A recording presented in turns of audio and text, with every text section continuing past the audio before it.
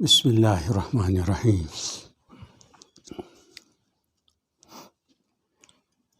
ان الحمد للہ نحمده ونستعینه ونستغفره ونؤمن به ونتوکل علیہ ونعوذ باللہ من شرور انفسنا ومن سیئات اعمالنا من يهده الله فلا مضل له ومن يضلل فلا هادي له ونشهد ان لا اله الا الله وحده لا شريك له ونشهد ان سیدنا مولانا محمد عبدہ ورسولہ اما بعد فقد قال رسول اللہ صلی اللہ تعالی علیہ وسلم دائما ابدا ان اللہ سبحانہ وتعالی كتب الاحسان على كل شيء الى آخر الحدیث۔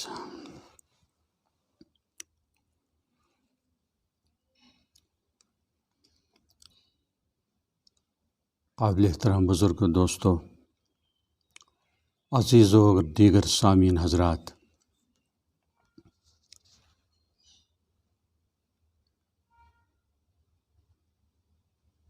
دین کا کام ہو یا دنیا کا،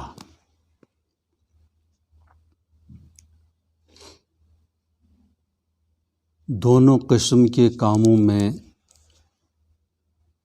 اسلام احسان کو ضروری قرار دیتا ہے۔ الاحسان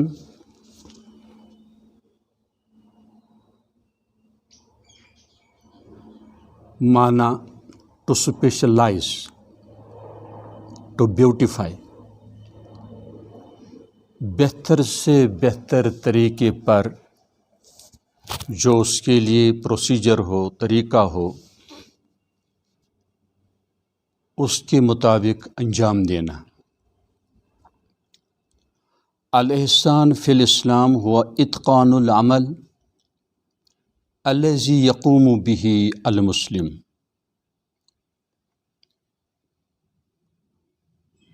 اسلام میں احسان کیا مطلب رکھتا ہے؟ وہ ہے اتقان العمل، عمل کو محکم بنا دینا، یعنی کوئی بھی اس میں کمزوری کوتاہی نہ رہے۔ دینی کام ہو یا دنیائی کام ہو، مومن کو اپنے فن کا ایکسپرٹ بننا چاہیے، مرجع بننا چاہیے، اتھارٹی بننی چاہیے۔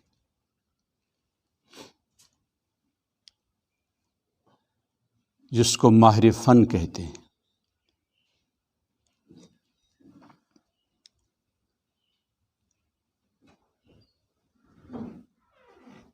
کام کو ادھورا نہیں رکھنا چاہیے۔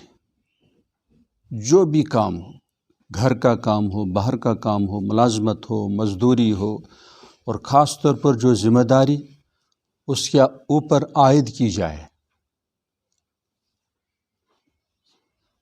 تو اس ذمہ داری کو بہت ہی بہترین خوش اسلوبی کے ساتھ اپنی صلاحیت کو بہتر طریقے سے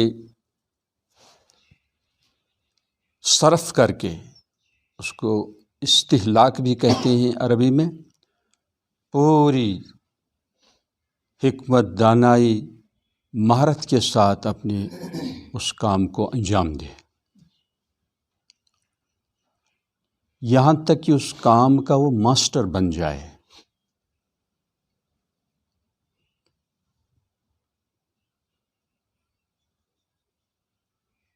اسی طرح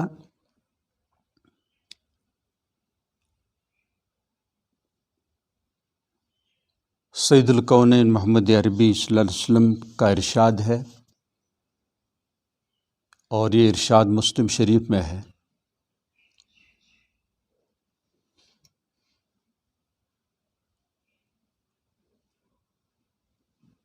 اِنَّ اللَّهَ كَتَبَ الْإِحْسَانَ عَلَى كُلِّ شَيْءٍ۔ رب العزت والجلال ایسے رسول پاک صلی اللہ علیہ وسلم نے ہم تک یہ پیغام پہنچایا کہ اللہ سبحانہ تعالیٰ چاہتے ہیں ہر چیز میں احسان کا قائم کرنا.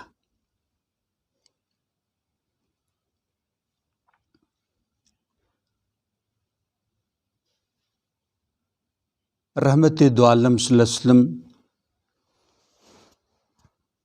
کچھ وضاحت فرماتے ہیں، لیکن انہی چیزوں کے ساتھ یہ محدود نہیں ہے،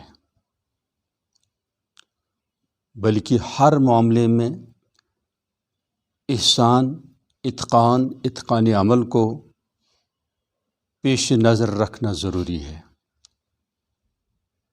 فَإِذَا قَتَلْتُمْ فَأَحْسِنُوا الْقِتْلَةَ،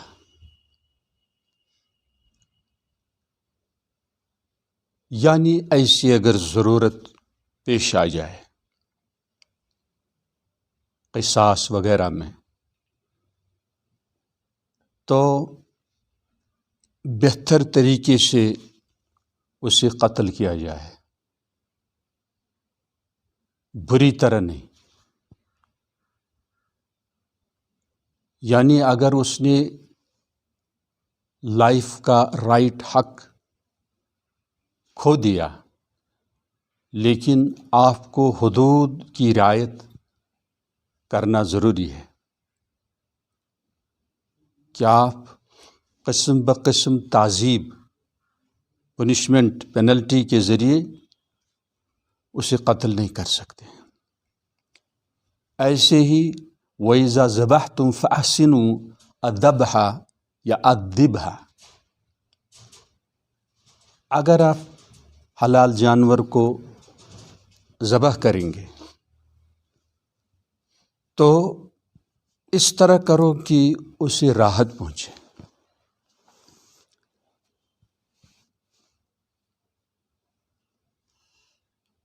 یہاں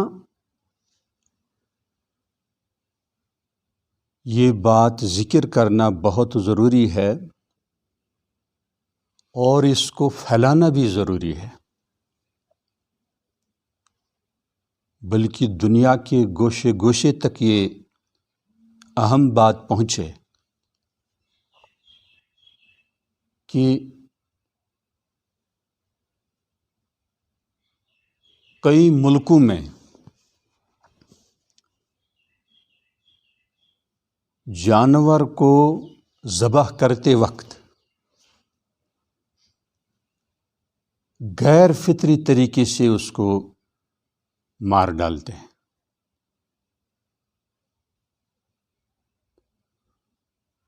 مثلاً ان بے رحم ظالموں کے ہاتھوں میں بہت ہی وزنی ہتھوڑا ہوتا ہے،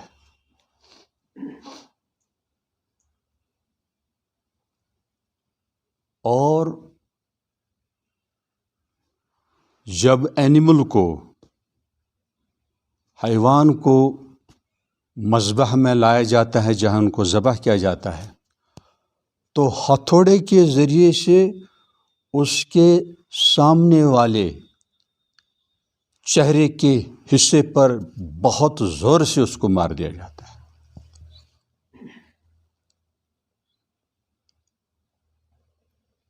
اسلام میں اینیملز کے بھی حقوق ہیں، برڈز کے بھی حقوق ہیں، اور واقعی حقوق ہیں.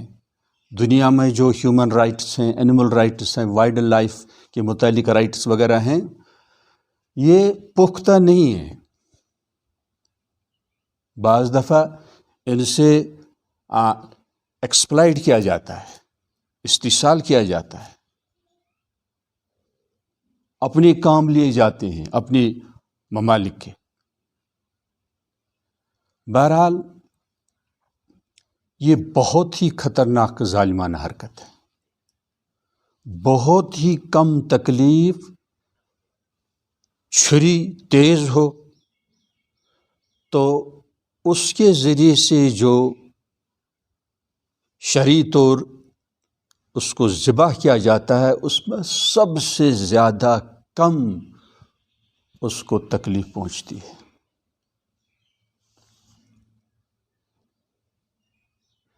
اسی لیے رسول عربی صلی اللہ علیہ وسلم نے فرمایا وَلْيُحِدَّ أَحَدُكُمْ شَفْرَتَهُ فَلْيُرِحْ ذَبِيحَتَهُ، اس لیے تم میں سے کوئی بھی یہ کام کر رہا ہو تو اسے چھری کو بہت ہی تیز بنانا چاہیے، اس کی دھاری بہتر سے بہتر بنائی جائے اور ذبیحہ کو آرام پہنچائے، ذبیحہ کو آرام پہنچائے۔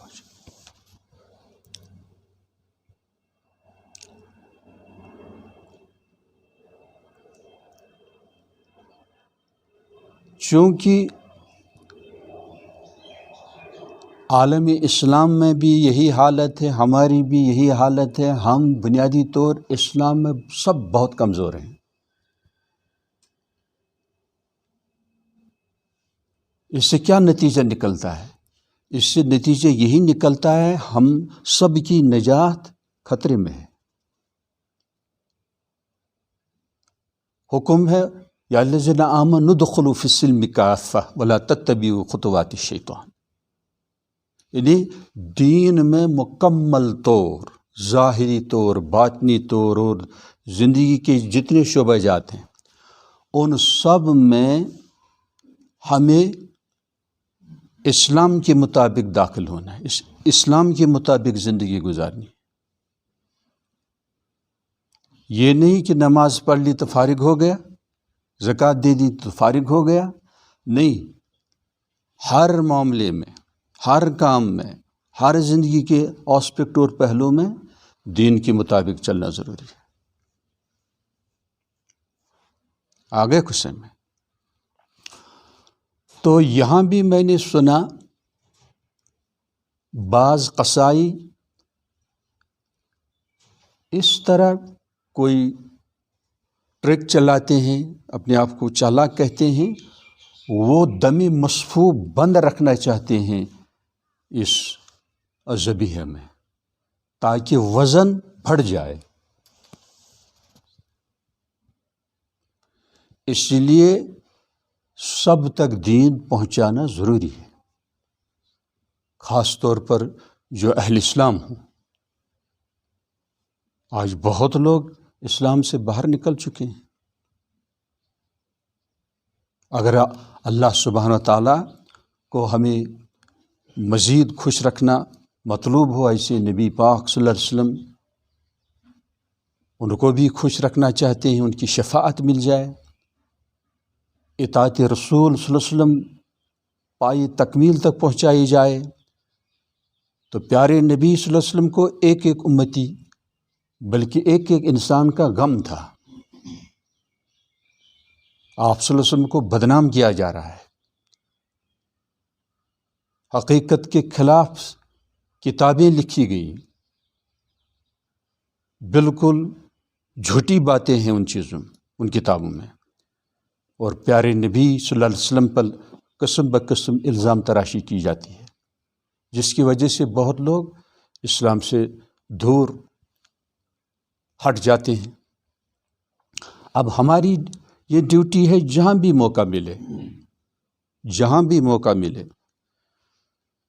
ہم میں سے ہر ایک کو چاہے جہاں بھی موقع ملے تو اللہ سبحانہ و تعالیٰ کی طرف بلاؤ، نبی پاک صلی اللہ علیہ وسلم کی طرف بلاؤ، قرآن کریم کی طرف بلاؤ، دین حق کی طرف بلاؤ، حسن تدبیر کے ساتھ کہ کس طرح بات شروع کی جائے تاکہ اس کو انس پیدا ہو جائے۔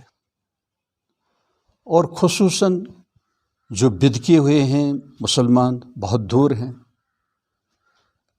تو کچھ ٹائم تو درکار ہے کہ ان کے ساتھ رابطہ قائم کیا جائے، ایک فرینڈشپ قائم کیا جائے، صرف اللہ کے لیے، ان کو کچھ ہدیہ دے دیا جائے، محض اللہ کے لیے۔ شروع میں نبی پاک صلی اللہ علیہ وسلم نے بھی یہ کام انجام دے دیا۔ وَأَنذِرْ عَشِيرَتَكَ الْأَقْرَبِينَ کہ اپنی جو آپ کے قریبی ریلیٹیوز ہیں، رشتہ دار ہیں، ان کو آپ اسلام کی طرف لائیں، ان کو آگاہ کریں، ان کو عواقب برے انجام سے ڈرائیں۔ تو اس میں ہمارے لیے بھی یہ ایک بہت ہی اچھا پہلو نکلتا ہے کہ تدابیر سے، چاہے کچھ کھلانا پڑے، پلانا پڑے، دینا پڑے، اللہ کے لیے ہر ایک مومن داعی اللہ ہونا چاہیے۔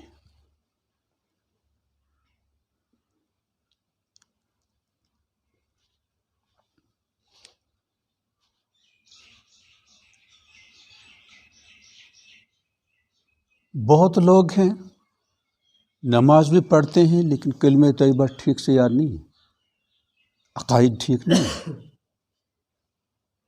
اس لیے جامع قسم کی محنت کی ضرورت ہے، اور جامع قسم کا علم بھی آپ کے لیے بھی حاصل کرنا ضروری ہے۔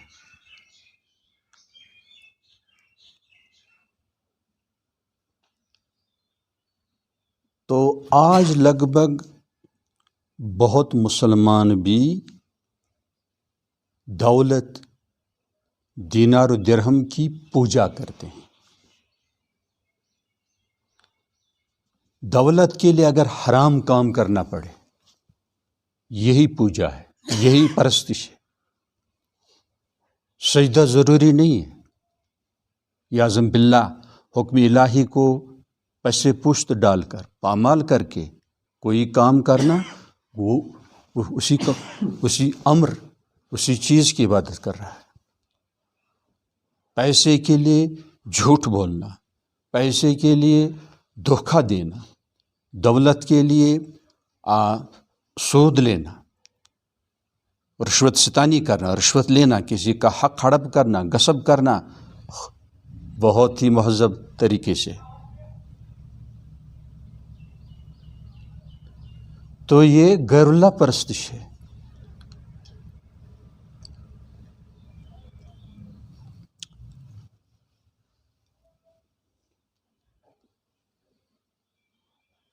اس لیے دنیائی امور میں بھی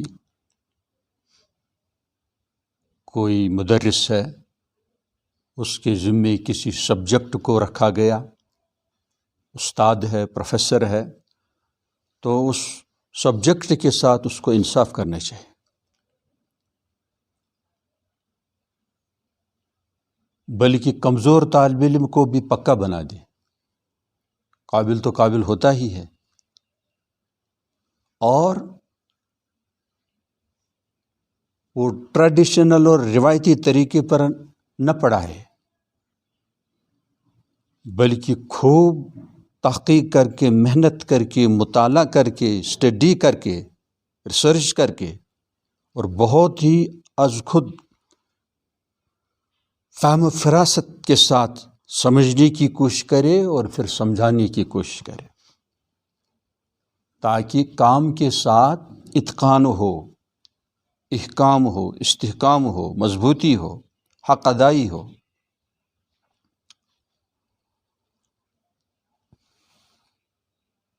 اسی طرح دینی امور، ان میں بھی اتقان ضروری ہے۔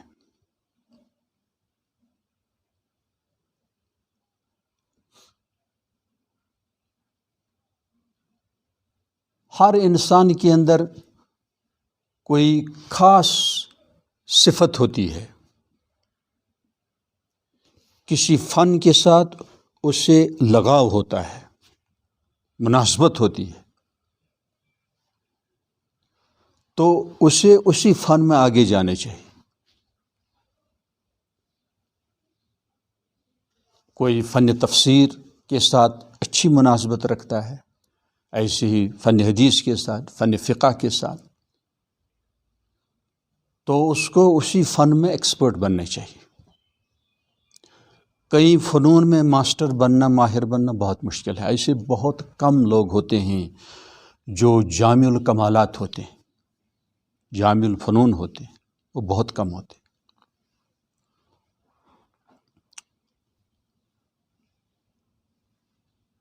حضرت مولانا ابو الحسن ندوی رحمۃ اللہ علیہ ایک موقع پر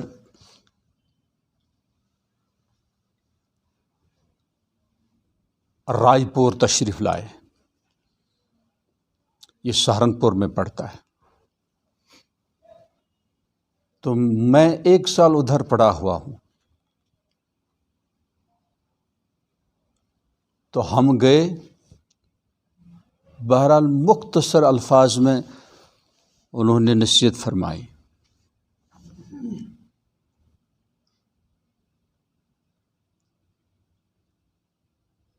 اخلاص اور اختصاص،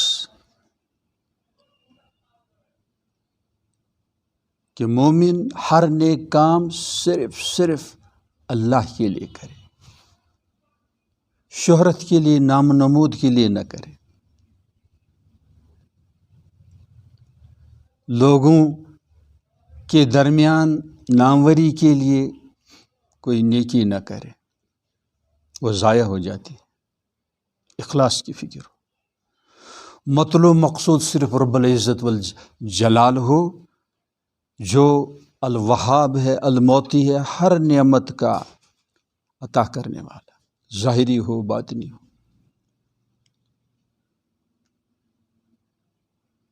اختصاص معنی یہی اپنے فن کا ایکسپرٹ بننا.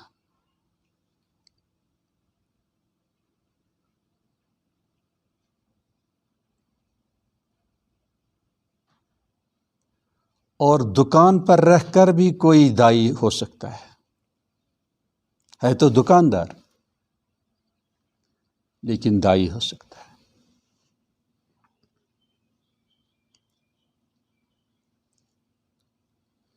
یہ بڑوں سے سنا ہے کہ حمص علاقہ،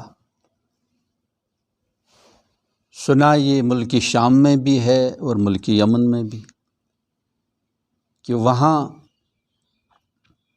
زیادہ لگتا ہے کہ شام ہی کا واقعہ ہے، کیونکہ وہاں کرسچن بھی ہیں.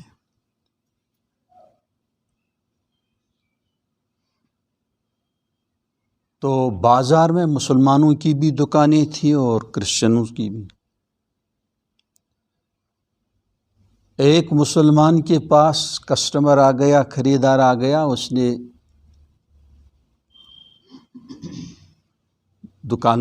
مسلم دکاندار سے کہا کہ مجھے جو چاہیے، وشک.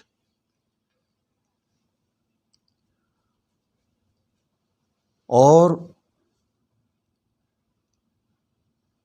ایسے دکاندار بعض دفعہ دکھانے کے لیے کچھ بوریاں کھلی رکھتے ہیں، کسٹمر دیکھ سکے. تو خریدار نے دیکھ لیا، لیکن مسلمان تاجر اور دکاندار نے کہا کہ ان کے پاس جاؤ. ہاں، ان کے پاس جاؤ. تو ملول ہو کر وہ گیا ادھر، اور جو کا آئٹم خرید لیا، واپس آ گیا اور کھڑا ہو گیا. کیا آپ کی دکان میں جب یہ چیز موجود تھی آپ نے ادھر مجھے کیوں بھیجا؟ یہ ہے سمجھنے کی بات.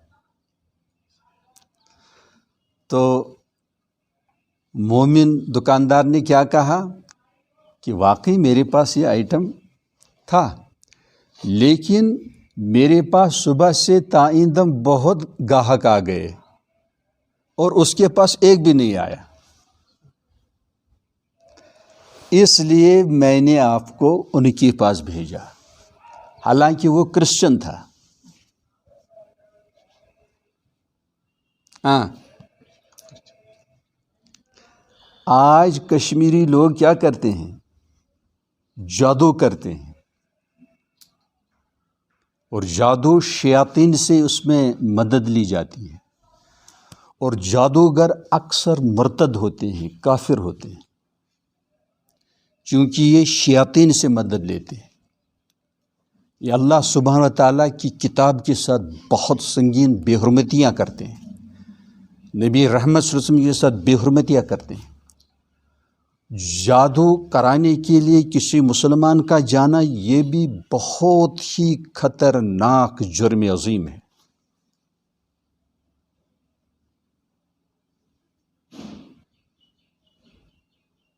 اور ایسا بہت ہو رہا ہے آج کل۔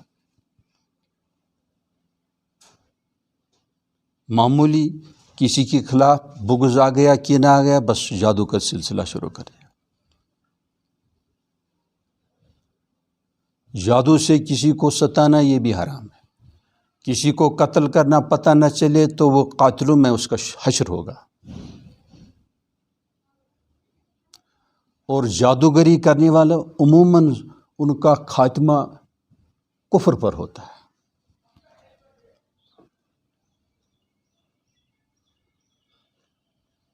اتنی گراوٹ آ چکی ہے، اس لیے اہل ایمان کو بھی ڈیفنس چاہیے، حفاظت چاہیے۔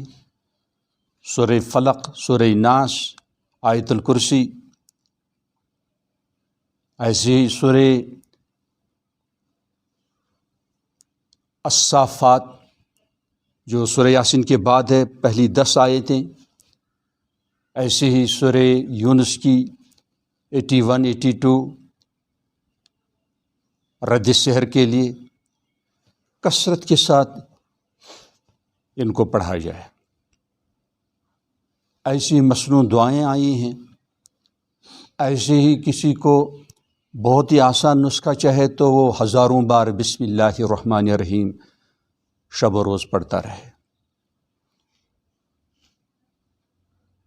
بہت ہی عظیم الشان آیہ مبارکہ ہے۔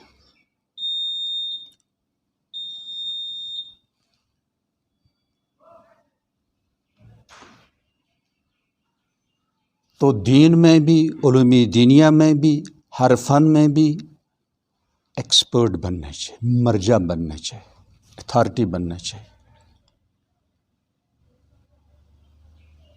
صاحب فن بننا چاہیے۔ اور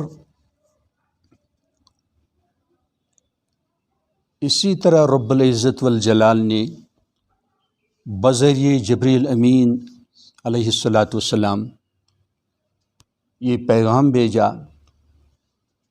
کہ تمام اعمال میں، تمام عبادات میں، تمام امور میں، تمام معاملوں میں احسانی کیفیت قائم کی جائے۔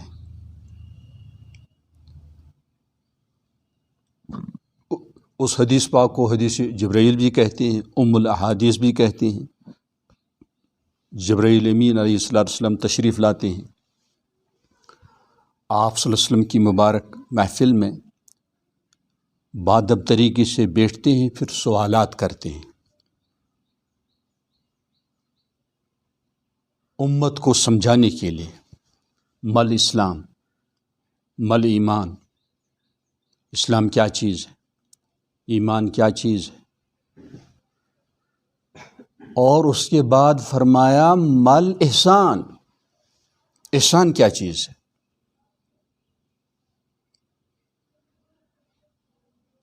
تو پیارے نبی صلی اللہ علیہ وسلم نے فرمایا ان تعبد اللہ کأنک تراہ فإن لم تکن تراہ فإنہ یراک۔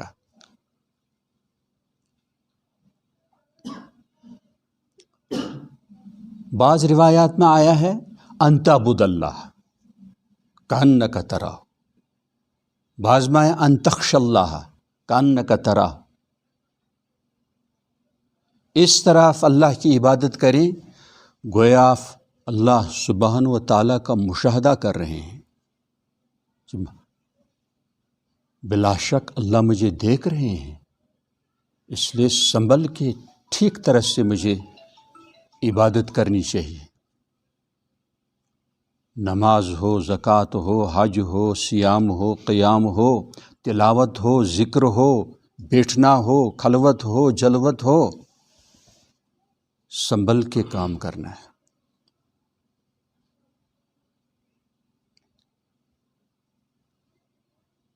جیسے استاد کی موجودگی میں طلباء بہت ہی باادب طریقے سے پڑھتے ہیں،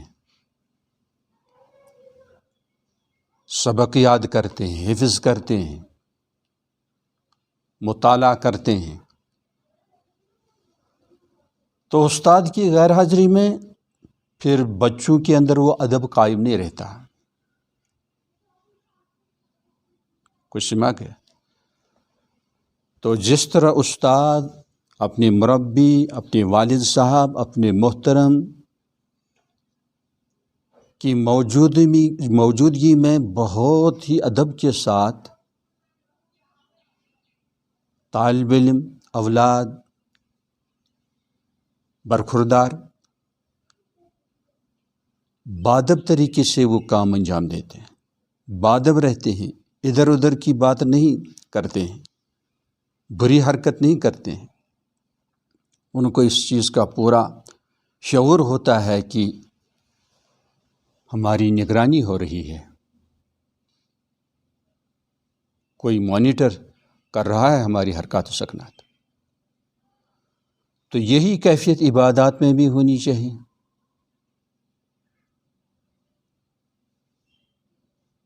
عموماً نماز ہم شروع کر دیتے ہیں، پتہ نہیں کہاں کہاں پہنچتے ہیں۔ تو ہر ایک کے لیے اس کے لیے کچھ نہ کچھ علاج کرنا ضروری ہے۔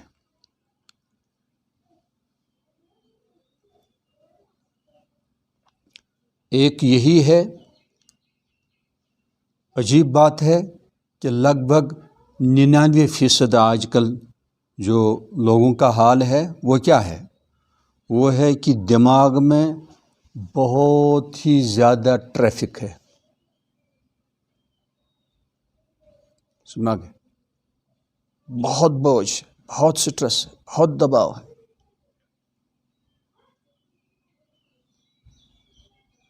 چند روز پہلے سری نگر کا ایک جوان میسیج کے ذریعے پیغام بھیجتا ہے کہ میرا دماغ بہت ہی زیادہ دباؤ میں ہے، اوور لوڈڈ ہے۔ میں نے عمر پوچھی، اس نے کہا میں 11ویں میں پڑھتا ہوں، 11ویں، سمجھ گئے؟ تو بچوں کا بھی یہی حال، بڑوں کا بھی یہی حال، سمجھ گئے؟ تو یہ ہم اپنے اوپر ظلم کرتے ہیں۔ ہر مومن کو لائٹ رہنا چاہیے، ہلکا پھلکا رہنا چاہیے، جائز امور کے ہم و غم اللہ کے سپرد کیے جائیں۔ ہم کون ہیں؟ سمجھ گئے؟ اسلام یہی سکھاتا ہے کہ آپ بہت ہی مناسب جینوین طریقے سے کام انجام دیں، پھر اللہ پر چھوڑیں۔ آپ کے ذمے، آپ کے ذریعے جتنی حفاظت ممکن ہو وہ کیجیے، پھر اللہ کے حوالے معاملہ کر دیجیے۔ وَفَوِّضُ أَمْرِي إِلَى اللَّهِ إِنَّ اللَّهَ بَصِيرٌ بِالْعِبَادِ۔ کچھ بھی ہو،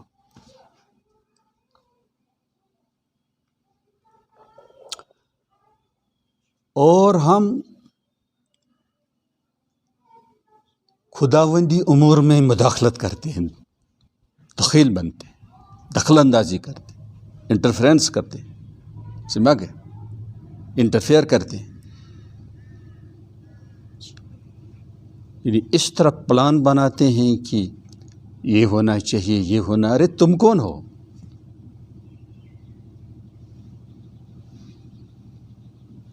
عرفت ربی بفسخ عزائمی، مین پرپوزز گاڈ ڈسپوزز، سمجھ گئے؟ تو پلان کوئی بھی ہو، پہلے اللہ سے مدد لی جائے، مدد مانگی جائے،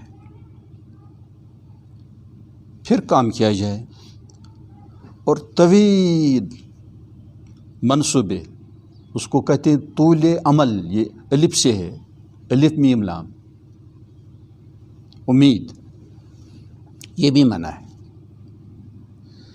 پریزنٹ، حال کے ساتھ انصاف کرو، جو آپ کام کر رہے ہیں اس کے ساتھ انصاف کرو۔ آپ تو نماز پڑھ رہے ہیں، درس تو نہیں دے رہے ہیں، فتویٰ تو نہیں دے رہے ہیں، باغ میں تو نہیں ہیں، آپ مسجد میں ہیں، اس کے ساتھ انصاف کرو، جو کام آپ کر رہے ہیں اس کے ساتھ انصاف کرو۔ اسی لیے بعض دفعہ کوئی گاڑی چلا رہا ہے مگر پتہ نہیں کہاں پہنچ گیا اور ایکسیڈنٹ ہو جاتا ہے۔ سمجھ گئے؟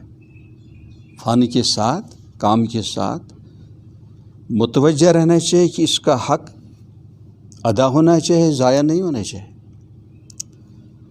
تو ہر وقت پریزنٹ کے ساتھ نماز پڑھ رہا ہے، آپ نماز کے ساتھ انصاف کرو۔ تلاوت کر رہا ہے تو تلاوت کے ساتھ انصاف کرو، تلاوت کرتے کرتے کسی اور کام میں مداخلت مت کرو۔ تو یہ چند تدابیر ہیں، بہت تدابیر ہو سکتی ہیں کہ دماغ کو ہلکا ارگ دیا جائے۔ زیادہ کھوجل ہو گیا دماغ، ذہن، تو تھوڑی دیر کے لیے سانس روکنی چاہیے جتنا ممکن ہو، سانس کو روک دیا جائے، آنکھوں کو بند کیا جائے، سوچنے کو بند کیا جائے، سمجھ گیا، اور اس کو راحت پہنچا۔ یہ سٹیل فولاد کا نہیں ہے۔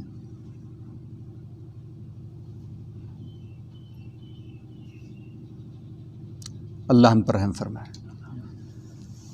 اس لیے ایمان کے ساتھ التوکل علی اللہ بہت ضروری ہے، یہ متلازمان ہیں۔ سمجھ گئے؟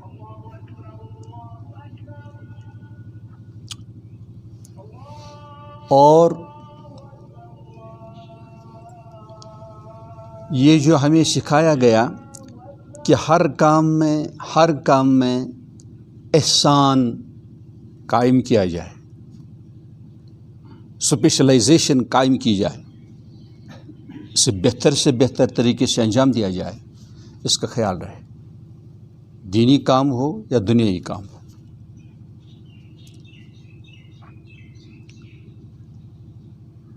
حضرت مجدد ملت رحمۃ اللہ علیہ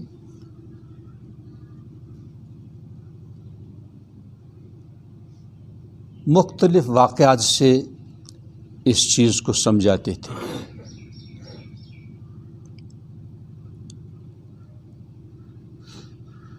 غالباً پانی پت وغیرہ میں خواتین جب پانی کے لیے جاتی اور کئی برتن ایک کے اوپر دوسرا، دوسرے پر تیسرا وہ گھڑے ہوتے تھے، تو چلتے چلتے باتیں بھی ہو رہی ہیں اور اس کا بھی خیال ہے کہ نیچے نہ گرائے۔ آگے سے تو اسی طرح دنیائی کام ہو، دکانداری ہو، مزدوری ہو، ملازمت ہو، تو دل کی گہرائیوں میں اوپر والے کا خیال رہے۔ آگے سے کوئی کھیل کے میدان میں کھلاڑی ہے، مومن ہے، inwardly he should be connected with his creator۔ اعلان ہو گیا آ جاؤ، حی علی الصلاۃ، بس سٹاپ، رک جاؤ، احکم الحاکمین کا اعلان آ گیا، بس کام بند۔ یہاں کیا کرتے ہیں؟ پہلے اپنا کام دوا پاشی وغیرہ پورا کرتے ہیں، اس کے بعد دیکھتے ہیں نماز، ٹالتے ہیں۔ یہ ہے نا اپنا کام، اس کو اپنا کام نہیں سمجھتے ہیں۔ اور ٹھیک ایمان کی کیا شان ہے؟ بس سٹاپ، چھوڑو، چلو اللہ کی بات۔ لباس ساتھ ہونا چاہیے، کچیلا لباس کو چھوڑ دو، یہ اچھا صاف شفاف پہنو، خذوا زینتکم عند کل مسجد، چلو مسجد میں، چلو اللہ کی بارگاہ میں، پھر دیکھتے ہیں۔ تو جو اللہ سبحانہ و تعالیٰ کے حکم کو اپنے دوسرے امور پر پریفرنس دے، ترجیح دے، رب العزت والجلال بھی اس کے کاموں کو ترجیح دیتے ہیں۔ جب ہم دوسری چیزوں کو ترجیح دیں گے تو ہمارے امور کو بھی ترجیح نہیں دی جائے گی۔ کوشچن آ گیا۔ اور اسی حدیث احسان یا حدیث جبرائیل، اسی چیز کو پیش نظر رکھ کر ہمارے اکابر علماء فرماتے ہیں، محققین فرماتے ہیں، اس چیز کو اپنے اندر، اپنے شاگردوں کے اندر، اپنے سالکین کے اندر، احباب کے اندر اجاگر کرنے کے لیے، اس چیز کو ان کے اندر پیدا کرنے کے لیے، کلٹیویٹ کرنے کے لیے تربیت کا سلسلہ ہے، تزکیۃ النفوس کا سلسلہ قائم کیا گیا ہے۔ اصل چیز ہے دین پر چلنا، اصل چیز ہے شریعت بیضا۔ باقی یہ طریقت، یہ بیعت، یہ سلسلے، اس میں بھی لوگ دھوکہ دیتے ہیں اور قدیم زمانے سے دھوکہ دیتے ہیں، اور دھوکے باز مکار آج بھی موجود ہیں۔ اس لیے اگر کسی مومنہ کو یہ احسانی کیفیت حاصل ہو اور انما الاعمال بالنیات، اس کی حقیقت اس کے اندر آ چکی ہو، اور فرائض واجبات سنن موقدات سنن میں کوئی سستی نہیں ہے، ٹھیک سے ادا کر رہا ہے، ٹھیک سے ادا کر رہی ہے، اور گناہ بالکل ترک کر چکا ہو، کسی کو کسی قسم کی تکلیف نہ پہنچا رہا ہو، تو ولایت اس کے قدموں پر رکھی گئی ہے، رکھی ہوئی ہے، رکھی گئی ہے۔ اسے کسی شیخ کی ضرورت نہیں ہے، لیکن جب تک یہ چیز نہیں ہے اسے کسی استاد کی ضرورت ہے، کسی مربی کی ضرورت، اور ایسا مربی وہ عام مربی نہیں ہے، جو تربیت پایا ہوا ہو، جو اجازت پایا ہوا ہو، ہر ایک کے پاس نہیں۔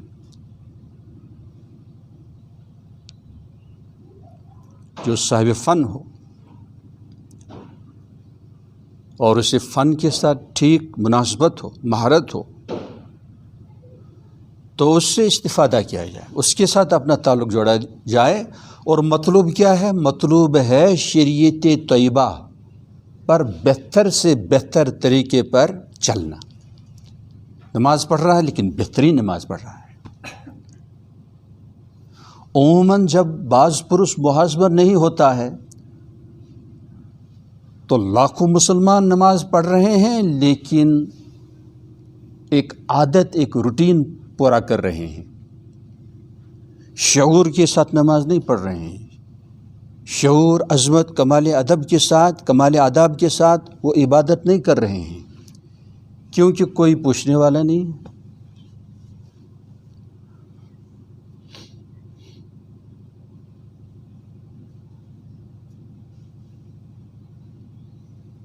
اور دکھتی رگ کو ہمارے بڑے پکڑتے ہیں۔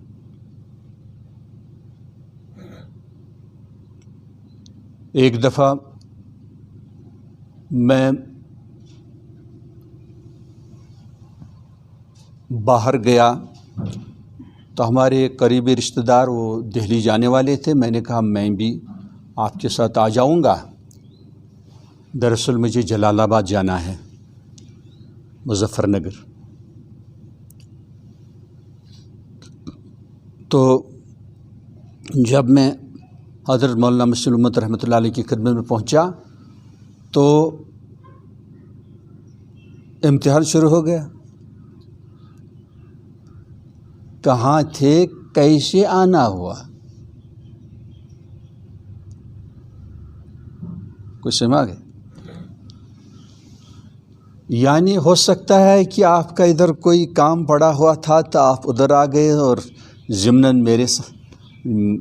مجھے ملنے آئے, تو اس کی تحقیق مطلوب تھی. سمجھ گئے؟ تو میں نے کہا الحمدللہ صرف آپ کی خدمت میں حاضر ہونے کے لیے میں آیا. بہت لوگ کیا کرتے ہیں, بستی میں آ گئے, چلو مولوی صاحب سے ملتے ہیں. کام تو کچھ اور تھا. سمجھ گئے؟ ایسی بہت لوگ مسجد تو آتے نہیں, لیکن مسجد کے قریب جب اذان سنی آپ شرم آ گئی, چلو آج مسجد میں نماز پڑھتے ہیں.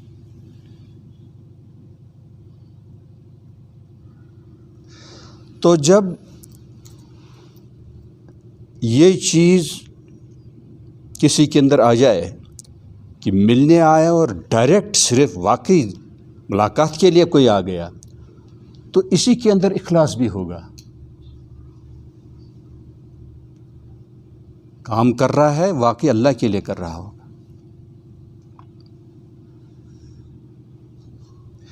اس لیے طالب کو امتحان کے لیے تیار رہنا چاہیے. امتحان کے بغیر کہیں جواب نہیں ملے گا. جنت کیسے ملے گی؟ ضرور ہم آپ کو آزماتے رہیں گے. لَنَبْلُوَنَّكُمْ بِشَيْءٍ مِّنَ الْخَوْفِ وَالْجُوعِ إِلَى آخِرِ الآیہ. ہر دم ٹیسٹ ہے, اس کی فکر رہے, گھبرانے کی بات نہیں ہے. تو اسی لیے کسی سے رابطہ قائم کیا جاتا ہے تاکہ جو شریعت بیضاء ہے, جو کوین ہے, ملکہ ہے, اس کی خادمات ہے, یہ طریقت, حقیقت, روحانیت, یہ دراصل اسی شریعت بیضاء کے احکام پر بہتر سے بہتر طریقے پر چلنے کے لیے. کوئی اس کو الگ, شریعت سے الگ کوئی چیز سمجھے تو وہ گمراہ ہے, وہ گمراہ ہے.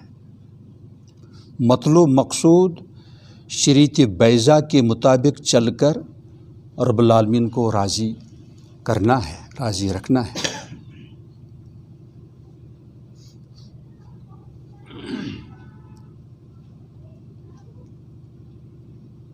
بعض لوگ جنات کے ساتھ لگے رہتے ہیں, خوب دوڑ دھوپ کرتے ہیں, خوب محنتیں کرتے ہیں, مشقتیں جھیلتے ہیں, تو ان کا کوئی سلسلہ نہیں ہے, ان کا تربیت سے کوئی تعلق نہیں ہے. سمجھ گیا؟ وہ اپنے آپ کو مسلم نہیں کہہ سکتے ہیں, ان کو عامل کہا جاتا ہے, عامل. ان کو پیر نہیں کہہ سکتے ہیں, ان کو مرشد نہیں کہہ سکتے ہیں. کسی کے لیے بالکل گنجائش نہیں ہے کہ وہ ایک سلسلہ شروع کرے عاملوں کا. یہ بھی ایک بغاوت ہے. کچھ سمجھ گیا؟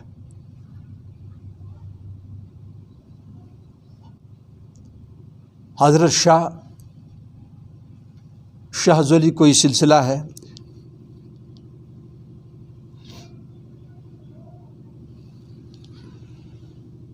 ان کی طرف کچھ منسوب چیزیں چلی آ رہی ہیں. العلم عند اللہ. کچھ صورتیں ہزاروں بار ورد کی جاتی ہیں, پڑھی جاتی ہیں. کچھ موکلات, کچھ جنات مسخر ہو جاتے ہیں. تو یہ تو عمل ہے, میں تو ان کو بری سمجھتا ہوں. اس سے یہ تو گھڑی ہوئی چیزیں ہیں. کوئی آپ کو دھوکہ دے, اس فریب کاری سے آپ کو بچنا ہے. اس کا کوئی سلسلہ نہیں ہے. یہ تو عامل آج خود گھڑتے ہیں. اس میں بھی سلاسل اربع مشہور ہیں، وہ بہرحال مستند ہیں، لیکن ان سلاسل میں بھی دھوکہ دینے والے دھوکہ دیتے ہیں۔ اللہ تعالیٰ دھوکہ بازی سے بچائے، دھوکہ کھانے سے اور کسی کو دھوکہ دینے سے اور بالعزت محفوظ فرمائے۔ اصل چیز یہی ہے، تصوف کی اصطلاحات کی ضرورت نہیں ہے، ان چیزوں کا لانا ضروری ہے۔ اتباع سنت عظیم شان چیز ہے، عبدیت عبودیت عظیم شان چیز ہے، حقائق نعمتیں ہیں۔ اس لیے مطلوب مقصود یہی اتباع سنت ہے، اتباع شریعت ہے۔ اس سے ہٹ کر اگر کوئی اور چیز کی طرف رہبری کرتا ہے وہ تو رہبر نہیں ہے، وہ رہزن ہے۔ کوئی سمجھ گیا؟ تو اس سوال کا جواب بھی آ گیا کہ کسی کو اپنا مربی بنا جو اس کے لائق ہو، تو اس کا کیا جواز ہے؟ سمجھ گئے؟ تو دراصل یہی چیز لانے کے لیے، دین میں استحکام لانے کے لیے پوچھ تاچھ ہوتی ہے، اور وہ پوچھ تاچھ محاسبہ کرنے کی اجازت دیتا ہے، اسی کو تو بیعت کہتے ہیں۔ ہر ایک کو تو ہم نہیں ڈانٹ سکتے ہیں، سمجھ گئے؟ جس نے یہ اختیار دے دیا بس اس کی فکر بھی کرنی چاہیے اگر اس کے اندر کچھ طلب ہو، ورنہ ایک بار آ گیا، بیعت ہو گیا، پھر سالوں بعد پھر دیدار دکھاتا ہے، وہ اپنے اس کام میں سنجیدہ نہیں ہے، مخلص نہیں ہے۔ اس میں مسلسل طلب کی ضرورت ہے، مسلسل تلاش کی ضرورت ہے۔ اپنے کام میں مشغول ہونے کے دوران بھی اللہ سبحانہ تعالیٰ کے ساتھ وہ دھن رہے، وہ خاص رابطہ رہے کہ میرے مولا، میرے محسن، میرے سب کچھ وہ مجھے دیکھ رہے ہیں، چونکہ وہ سوتے نہیں، کوئی چیز چھپ نہیں سکتی، ہر ایک چیز سامنے ہے۔ کسی چیز کی طرف توجہ کر کے رب العزت کو دوسری چیز کی طرف توجہ نہیں ہٹتی ہے، ہر چیز مسلسل سامنے ہے، ہر ایک کی دعا سنی جاتی ہے، چونکہ اللہ کا سمیع ہونا یہ لامحدود ہے، بصیر ہونا یہ لامحدود ہے۔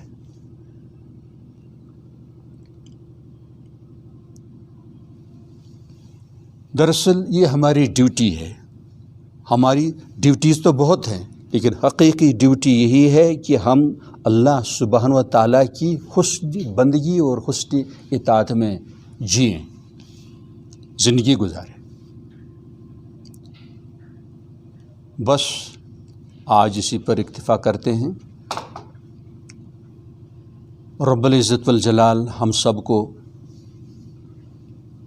ان بلند صفات سے نوازے، ہماری ایک ایک کوشش، کام، حرکت، سرگرمی سنت کے مطابق، شریعت بیضاء کے مطابق ہو، اور اللہ پاک اس میں ہماری نصرت فرمائے۔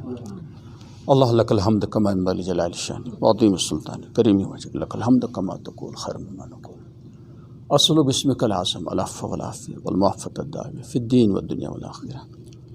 اللهم احسن عاقبتنا في الامور كلها واجرنا من خزي الدنيا وعذاب الاخره، ربنا آتنا في الدنيا حسنه وفي الاخره وقنا عذاب النار، اللهم ادخلنا الجنه من فضلك بغير حساب ولا كتاب ولا عقاب ولا عذاب، اللهم توفنا مسلمين والحقنا بالصالحين غير خزايا ولا مفتونين، اللهم اشفنا بشفائك وداوينا بدوائك، ربنا آتنا في الدنيا حسنه وفي الاخره وقنا عذاب النار، اسالك الهدى والتقى والعفاف والغنى، رب اجعلني مقيم الصلاة من ذريتي، ربنا تقبل دعاء، ربنا اغفر لي ولوالدي رب ارحمكم رب ارحمكم يا حي يا قيوم يا حي مسلم لا تكلنا صلى الله عليه وسلم برحمتك يا رب